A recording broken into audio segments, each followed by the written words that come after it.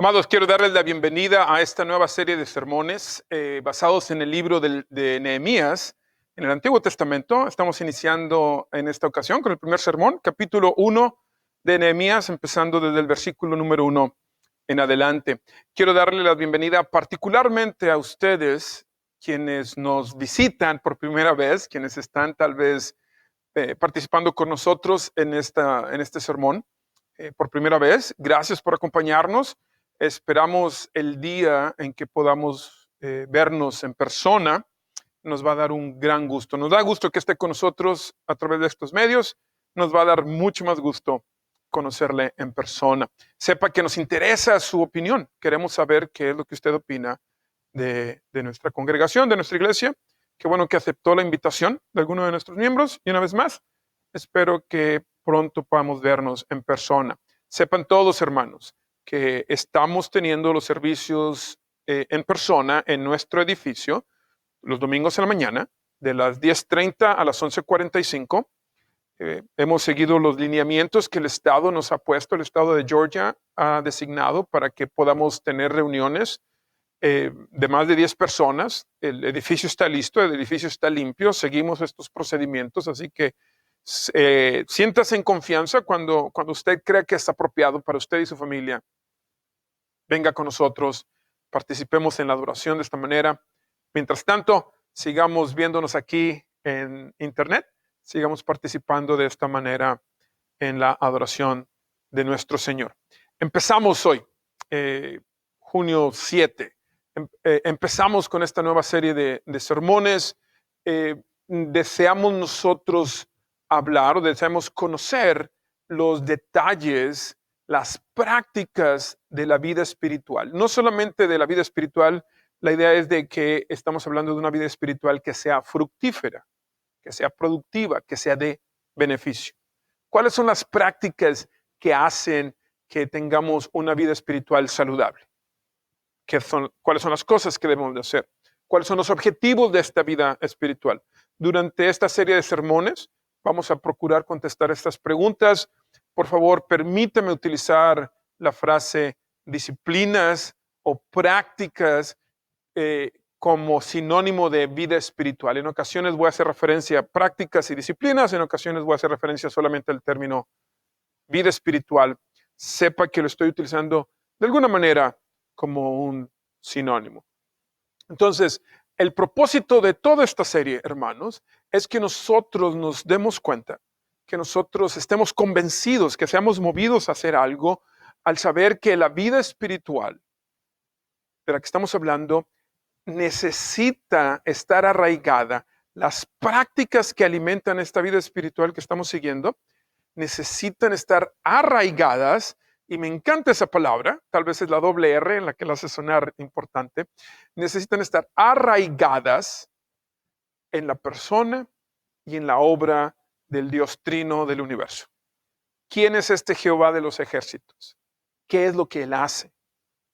Nuestras disciplinas espirituales, nuestras prácticas de la vida espiritual deben de tener raíces profundas, hermanos, en la persona y la obra del Dios Trino del universo.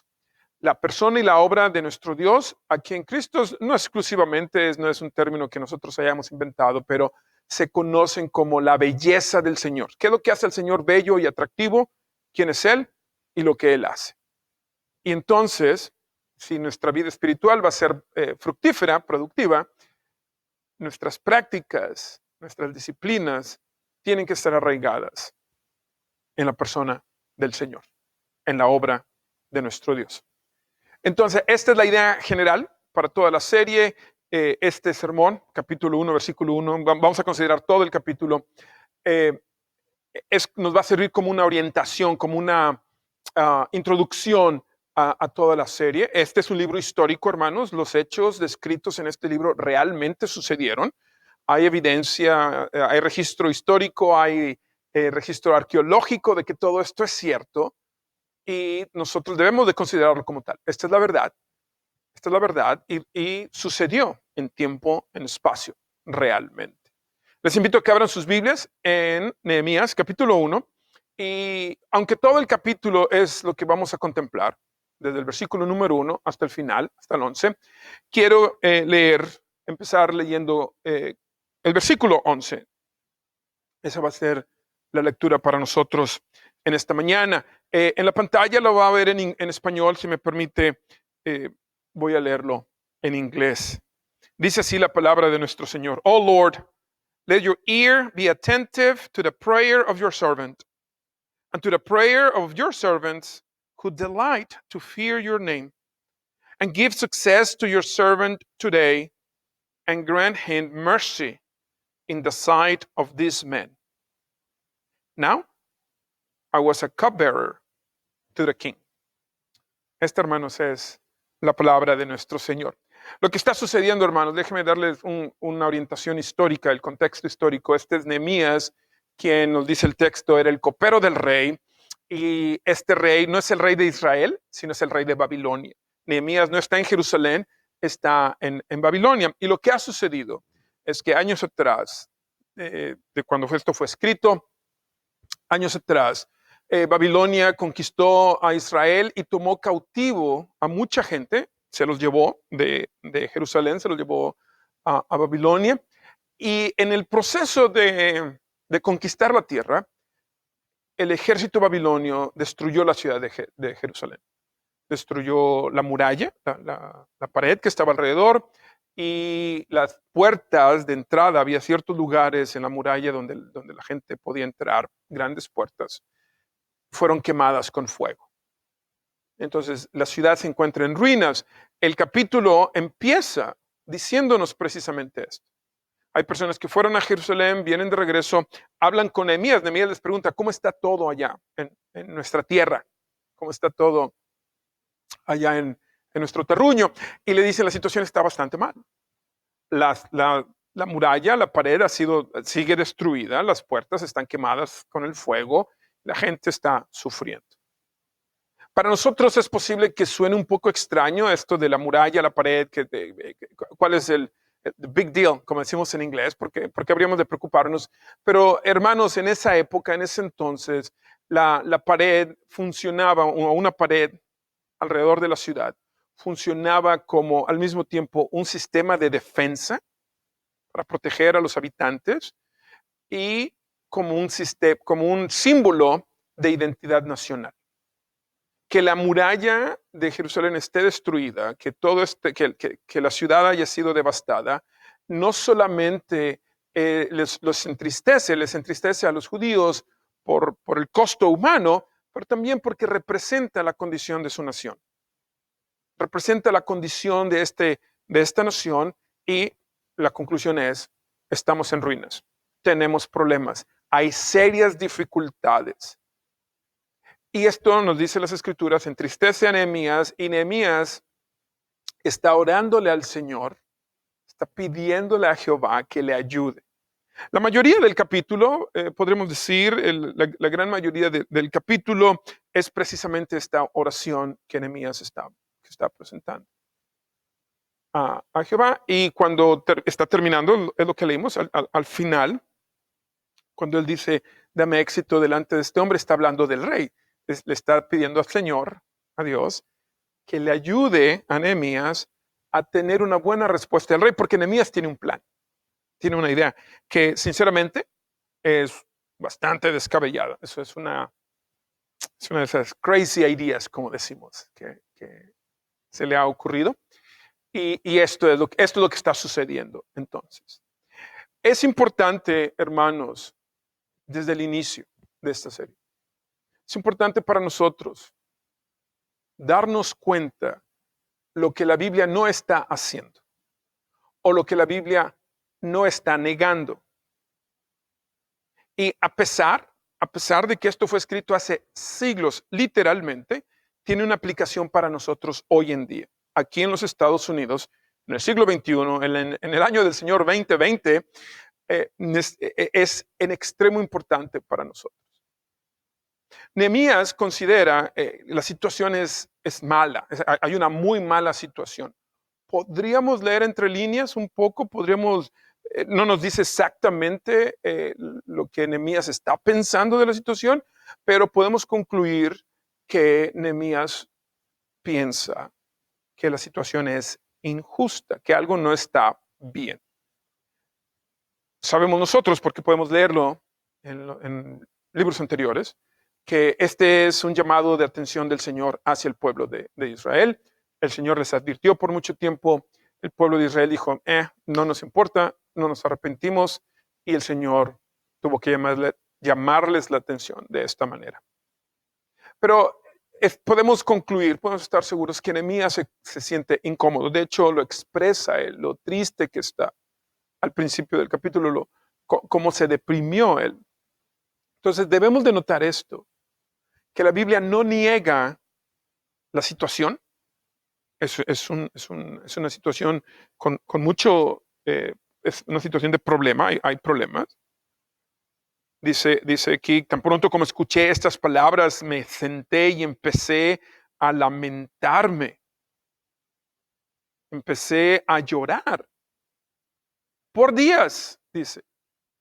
Así de mal se sentía Nehemías. Entonces, la Biblia no niega que la situación está mal, no niega las emociones que tiene Nehemías. Se siente mal, se siente deprimido, se siente triste, se siente enojado, con coraje, no lo sabemos, pero no debería de sorprendernos si así fuera. A lo mejor hay un sentido de culpa, a lo mejor, y de hecho lo vemos, Nehemías está haciéndose esta pregunta: ¿qué es lo que debo de hacer? ¿Qué es lo que yo tengo que hacer? ¿Cómo puedo actuar ahora, dada estas circunstancias, las cuales creo no deberían de estar sucediendo? Entonces, no niega, las escrituras no nos están diciendo debemos de pretender que todo está bien. No niega las emociones de Nehemías. Tampoco la Biblia niega la circunstancia especial de Nehemías. Podríamos decir que Nehemías tiene ciertos privilegios que otras personas en su contexto cultural, histórico, geográfico, no tenían. Nehemías tenía una posición en extremo importante en el gobierno, en extremo importante. El rey literalmente confiaba a Nehemías con su propia vida. Todos los días el rey ponía su vida en las manos de Nehemías, porque él era el copero del rey. En otras palabras, él tenía que probar el vino, probar lo que el rey consumía para asegurarse que no estaba envenenado, por ejemplo. Pero si Nehemías lo quería envenenar, pues él era la persona, ¿cierto? Está así de cerca del rey. Y el rey entonces confiaba en Nehemías. Si Nehemías decía, hey rey, esto está bien que lo tome, el rey lo tomaba sin cuestionarlo. Ese es un gran privilegio. Nehemías se le ha otorgado esta posición de confianza, esta posición tan importante en el reino. Nada de esto es negado por la Biblia. En ningún momento vemos que la Biblia lo descarta, lo remueve y solamente se enfoca en lo espiritual. La Biblia nos dice cómo se siente Nehemías. La Biblia nos dice, estos son los problemas. La Biblia nos dice, estos son los privilegios, estas son las bendiciones, estas son las ventajas que tiene Nehemías. Todo está allí. También nos dice las Escrituras, y es donde vemos ese entretejer. Nos dice lo que hace Nehemías. Lo primero que hace, después de estar lamentándose, ¿cierto? Es una reacción normal e inmediata. Y se está lamentando, está llorando, está de luto literalmente. Y entonces lo que hace Nehemías, nos dice la Biblia, es orar y ayunar. Esto es lo que nos dice la Biblia. Continúe ayunando y orando delante del Dios de los cielos. Y dije, Señor Dios de los cielos, grande y maravilloso Dios, quien mantiene el pacto y el amor eterno con aquellos quienes te aman y mantienen tus mandamientos. Una manera muy elegante, muy apropiada de empezar esta oración. Entonces vemos, por un lado, la realidad del problema, la realidad de las emociones, la realidad de los privilegios, y por otro lado vemos la respuesta espiritual de Nehemías. Una de las prácticas, se nos presentan aquí dos prácticas, hermanos, de la vida espiritual que es productiva y fructífera: el ayuno y la oración. Gracias a Dios, este viernes pasado pudimos practicarla, ¿cierto? Por 12 horas nosotros en Christos Community dedicamos estas 12 horas a abstenernos de los alimentos en general o abstenernos de algunas otras cosas de acuerdo a nuestra condición física, con nuestra condición de salud, y a orar. Dedicamos este tiempo a buscar el rostro del Señor a través del ayuno y de la oración.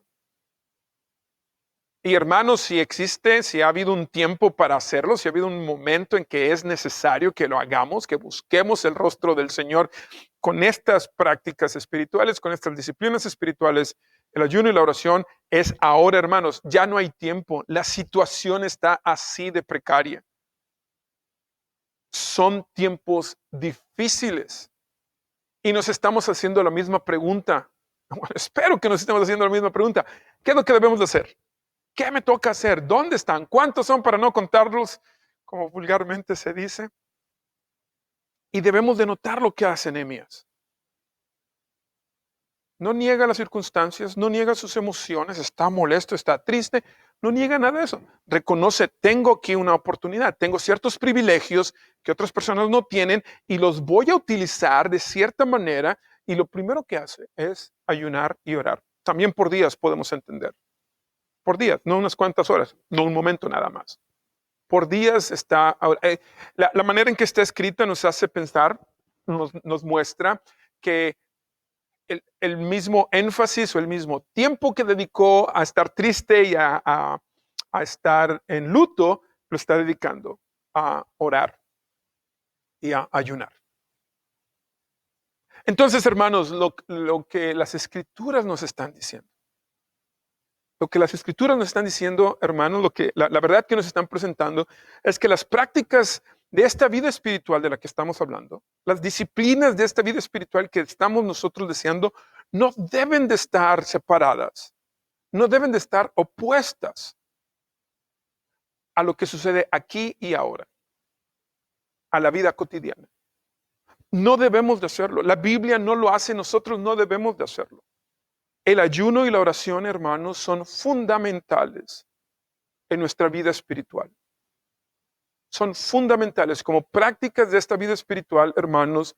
No deben de estar separadas del aquí y el ahora. Debemos de ver el contexto, debemos de ver qué es lo que está sucediendo, debemos de ver las necesidades, considerar nuestras emociones bajo control, considerar nuestras emociones, ver los privilegios que tenemos, todos.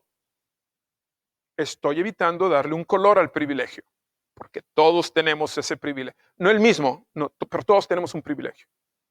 Todos estamos privilegiados de alguna manera. ¿Cómo lo sé? Porque Dios es muy bueno.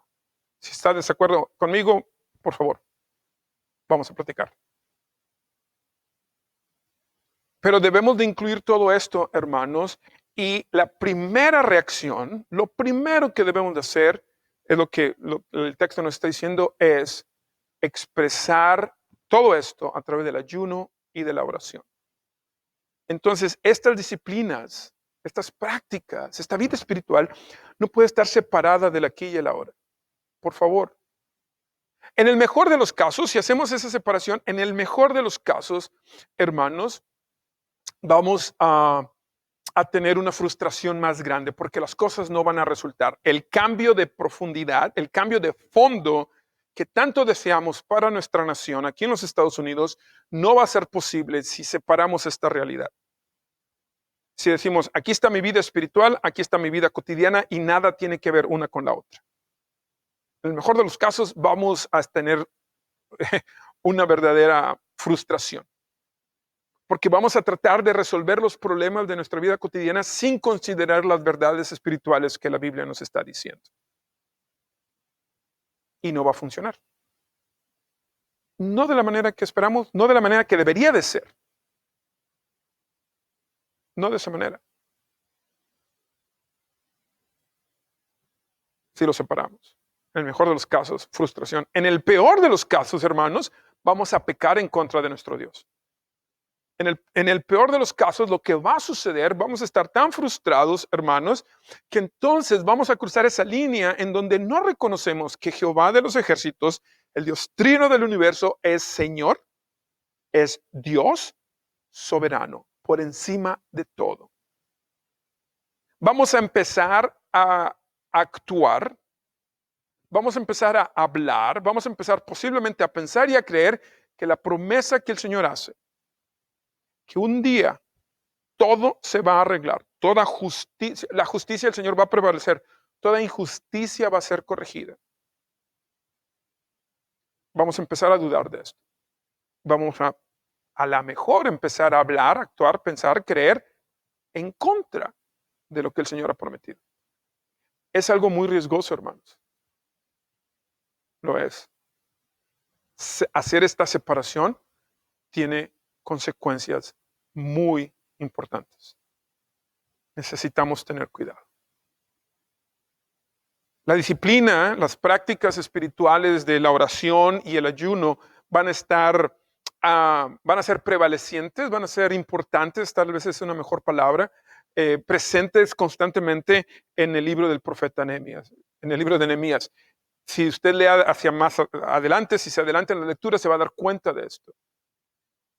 Se va a dar cuenta de la importancia que tiene la oración, de la importancia que tiene el ayuno. Y a lo mejor está usted pensando, Alex, come on, oración y ayuno. Tenemos problemas, nuestras ciudades están ardiendo.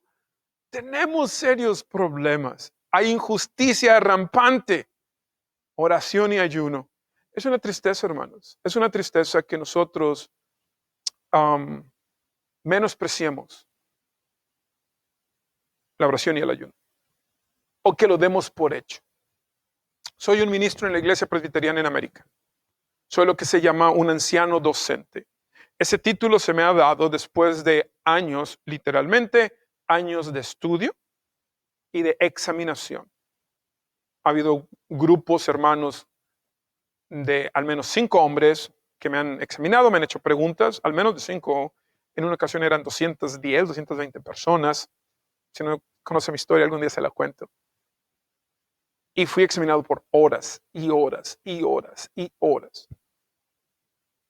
He participado en casi todos los outlets, todas las avenidas que mi iglesia tiene para entrenar a un hombre para el ministerio.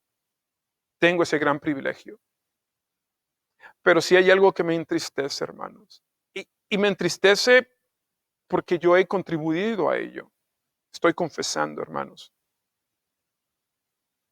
Me entristece que se dé por hecho que soy un hombre de oración.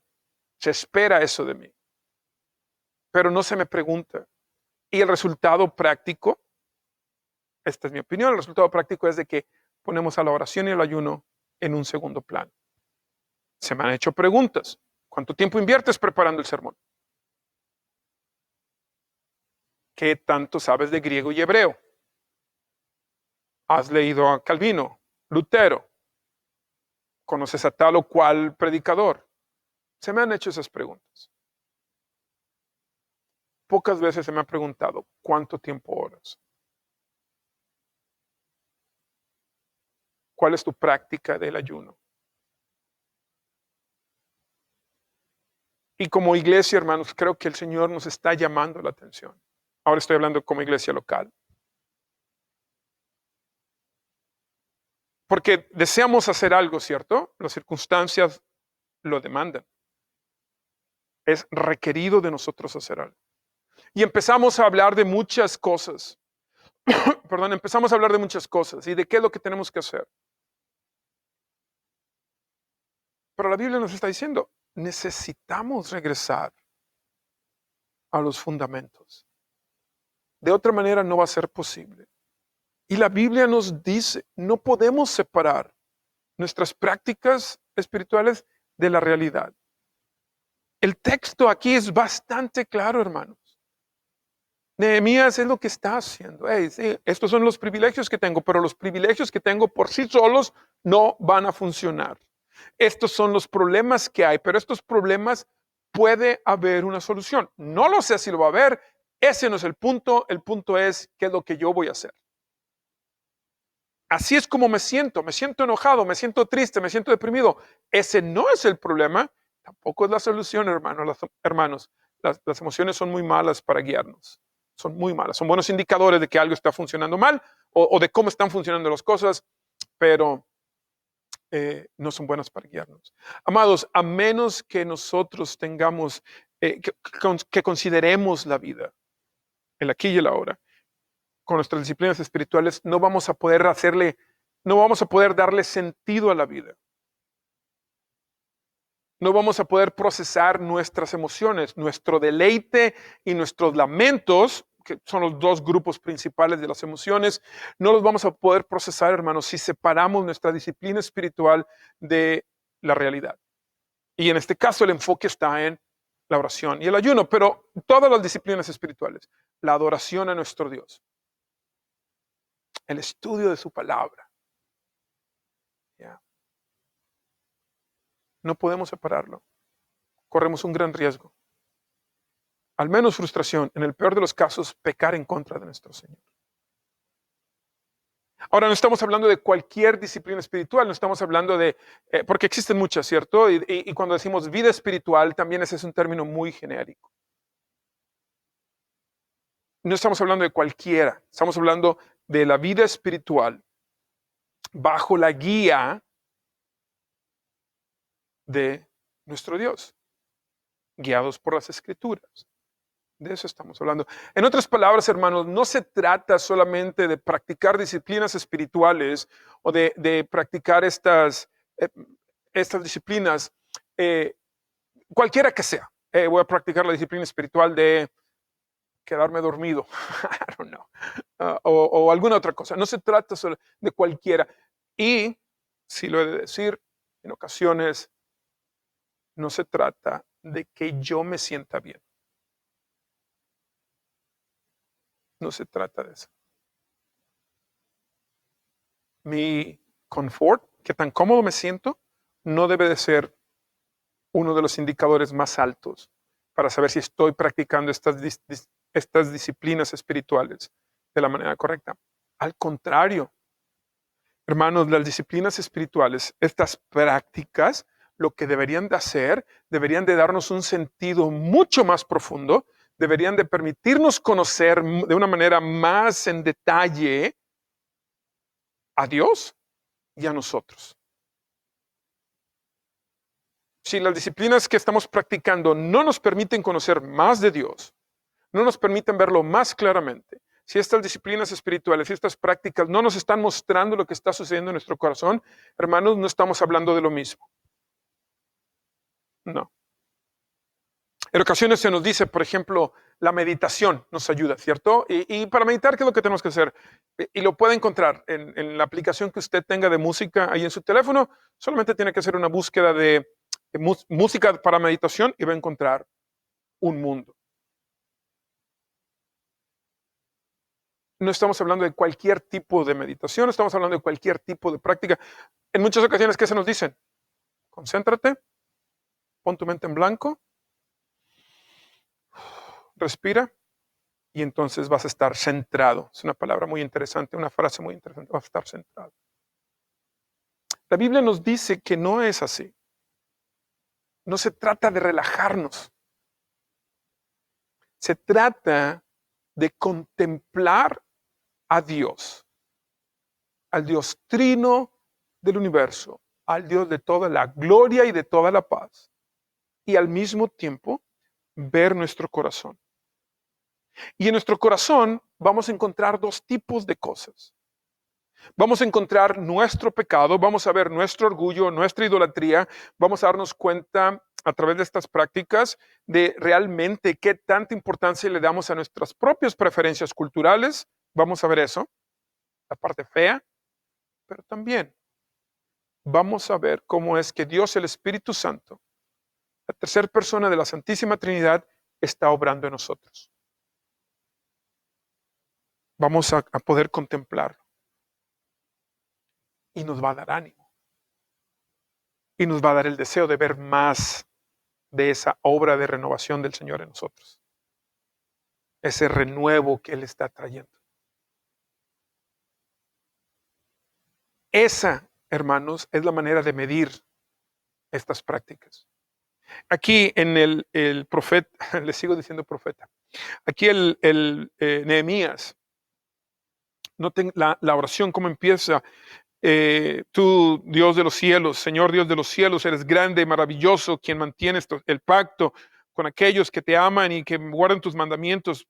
Que tu oído esté atento, que tus ojos estén abiertos, para que escuches la oración de tu siervo, que ahora delante de ti, de día y de noche,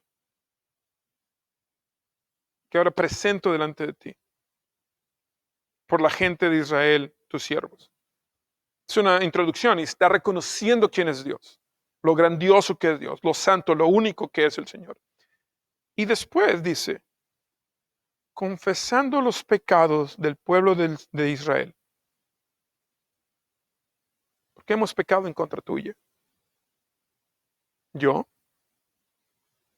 la casa de mi padre, hemos pecado en contra tuya. No es hasta después que, y lo leímos, no es hasta después que Nehemías de hecho le pide al Señor, ayúdame, Señor. Primero podemos ver tres elementos en esta oración. Primero, reconocer quién es Dios. Alabanza al Señor. Señor, no importa lo que esté sucediendo, realmente el Señor no cambia. Tú, Señor, mereces toda la gloria, la honra. No hay nadie como tú eres santo, santo, santo. Ese es reconocer al Señor. Después reconoce la condición de Él mismo, del pueblo de Israel, de la casa de su Padre. Hemos pecado en contra tuya. No nos merecemos que nos escuches, pero danos gracia, danos misericordia, permíteme tener éxito. Estos tres elementos que vemos, al menos tres elementos que vemos en esta oración, la hacen esta oración diferente a la que normalmente escuchamos en muchos lugares. Nos muestra al mismo tiempo quién es Dios, compasivo, fiel, generoso. Nos muestra esta oración la condición del corazón humano. Hemos pecado en contra tuya, Señor. Lo hemos hecho. Pero también expresa la fe y la esperanza que tiene Nehemías en que Jehová va a intervenir. Esa fe y esa esperanza solamente son posibles porque Dios ha intervenido en el corazón de Nehemías. Con nuestras prácticas, hermanos, las prácticas de esta vida espiritual de la que estamos hablando, debe demostrarnos quién es Él. Debe demostrarnos que no hay salvación aparte de Cristo Jesús. Debe de enfatizar en nosotros el hecho de que es exclusivamente por la gracia del Señor. Es exclusivamente a través de la fe que podemos ser salvos, que tenemos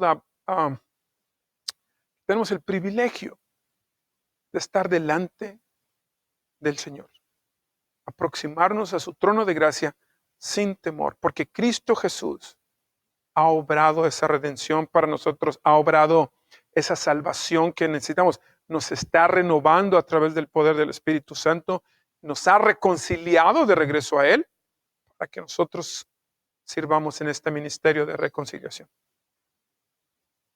Entonces, debe demostrarnos, hermanos, quién es Él, más claramente su belleza, quién es Él y lo que Él hace. Eso es lo que Él hace, Él redime a la gente. El Señor ha venido aquí, lo hablamos en la serie anterior, el Señor se ha encarnado, se ha hecho como nosotros, ha obrado salvación para nosotros por su gracia, nos permite accesarla a través de la fe, solamente en Cristo Jesús, solamente por su gracia, solamente a través de la fe, es que podemos nosotros tener esta salvación.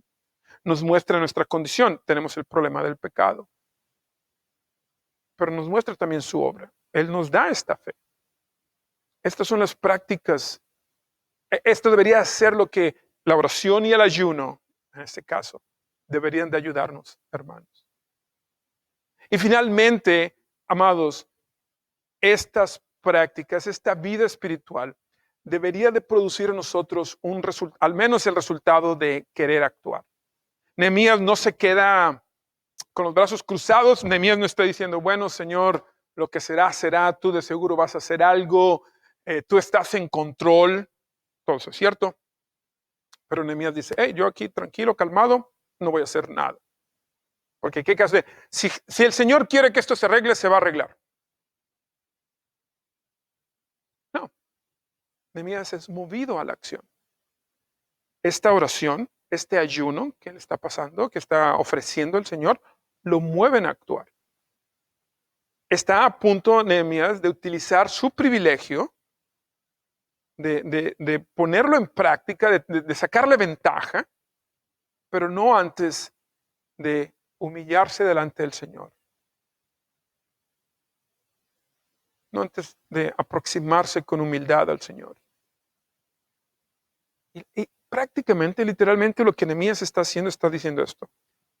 Todo mi privilegio, todo lo que tengo, es inútil. No sirve a menos que tú, Jehová, intervengas. Las circunstancias no son los que hacen la diferencia. Las emociones no son las que hacen la diferencia. Los privilegios no son los que hacen la diferencia. Sinceramente, ni siquiera el deseo de actuar hace la diferencia. Lo que hace la diferencia, hermanos, es que todo esto esté sujeto bajo el señorío de nuestro Señor, señorío de Dios, y entonces actuemos. Porque cuando todo esto sucede, el resultado, hermanos, deja de ser tan importante para nosotros. Deja de ser tan importante para nosotros. Y tengo que clarificarlo. No quiere decir que no nos importe. Pero nos estamos sujetando a lo que el Señor quiere hacer en nosotros y a través de nosotros. No sé si lo recuerde, pero recuerda a Shadrach, Mesach, a Abednego, estos varones, también en Babilonia. Y se les dijo en el libro de Daniel, se les dijo, hey, si no adoran al rey, los vamos a aventar al horno de fuego. ¿Y qué dijeron ellos? Rey, no lo vamos a hacer, might as well, aviéntanos al horno de fuego, ya. Y es lo que dicen ellos. Nuestro Dios puede salvarnos. Él puede hacerlo. Pero aun si no lo hiciera, no vamos a adorarte. Y lo que están diciendo, confiamos en lo que el Señor vaya a hacer. Nosotros vamos a hacer esto, confiamos en lo que el Señor vaya a hacer. Nuestras acciones están guiadas por lo que el Señor nos ha mostrado de Él, de nuestro corazón, de su obra en nosotros. Entonces, hermanos, nosotros debemos de ser movidos a la acción. Tiene que actuar. No hay tiempo. Necesitamos que la iglesia se movilice. Necesitamos que la iglesia no solamente hable, que haga algo. Antes de hacer todo esto, hermanos, recordemos lo que la palabra del Señor nos ha enseñado en esta ocasión. Entonces, si a usted le preocupa y debe de preocuparle cuál es nuestra circunstancia actual aquí en el país, si usted está enojado, deprimido, molesto, y yo creo que debe de estarlo, déjeme hacerle esta pregunta. ¿Qué tan dependiente es todo esto que sientes, todo esto que estás pensando? ¿Qué tan dependiente es de la belleza del Señor? Estoy viendo la pantalla, debería ser belleza con B mayúscula, porque se trata de la belleza del Señor. ¿Qué tanto estamos dependiendo de nuestros propios esfuerzos? Estamos dejando que nuestras emociones nos guíen. Estamos dejando que las circunstancias dicten lo que tenemos que hacer, no la justicia del Señor, sino las circunstancias. ¿O estamos nosotros pensando que nuestros privilegios o los de alguien más son suficientes? ¿Qué tan dependientes somos? Amados, vamos a arrepentirnos de pensar que podemos hacerlo solos. Vamos a celebrar que Dios está aquí, que al Señor le interesa el bienestar de nuestra ciudad, de nuestro país, que el Señor ama la justicia y que Él va a hacer ahorita o al final del tiempo, Él va a hacer que esa justicia, la de Él, no la mía, no la del Partido Republicano, no la del Partido Demócrata, la justicia de nuestro Dios es la que va a prevalecer. Celebremos esto, que nuestro Dios no está apartado de lo que está sucediendo, que el Dios trino del universo interviene aquí y ahora. Pero tenemos que hacernos esta pregunta. ¿Qué tan dependientes somos de esa belleza, de su persona y de su obra? Arrepintámonos y celebremos. Amados, necesitamos la ayuda del Señor para poder aplicar todo esto. Necesitamos pedirle que nos santifique, que Él refleje en nosotros o a través de nosotros su santidad. Podemos concluir el sermón diciendo, vamos a echarle ganas, vamos a ver que, vamos a hacer más cosas. Pero hermanos, el sermón, la palabra del Señor nos llama al arrepentimiento y a practicar estas disciplinas de ayuno y oración y a actuar. Definitivamente hay que hacerlo. Oremos al Señor, pidámosle que nos bendiga, que nos santifique. Oren conmigo. Nuestro Dios, venimos a ti ahora, te suplicamos, ayúdanos, bendícenos. Señor, no podemos hacerlo solos. Confesamos, Señor, que a veces creemos eso. Confesamos que a veces dejamos que las circunstancias dicten nuestra respuesta. A veces dejamos que nuestras emociones dicten nuestra respuesta. Aún a veces creemos que estos privilegios que tenemos son suficientes. Perdónanos. Gracias, Señor, porque estás aquí. Gracias porque estás obrando. Gracias porque tú, Señor, eres Rey soberano y tú vas a ganar. Ayúdanos a creer. Bendícenos, Señor. Ten compasión de nosotros. Te suplicamos, Santo Espíritu, muéstranos más de ti. Ayúdanos a reconocer nuestra condición, tu obra en nosotros y muévenos a la acción. En el nombre de Cristo Jesús. Amén. Amados, reciban la bendición de Dios. Y ahora, mi amada familia, que el Dios de toda la paz, que el Dios de toda la gloria os bendiga y os guarde. Que Dios el Espíritu Santo os llame, que Dios el Espíritu Santo nos llame a todos nosotros a deleitarnos más profundamente en las disciplinas del ayuno y de la oración. Y que Él nos dé la guía para actuar ahora. Amén. Amados, bendiciones. Hasta pronto.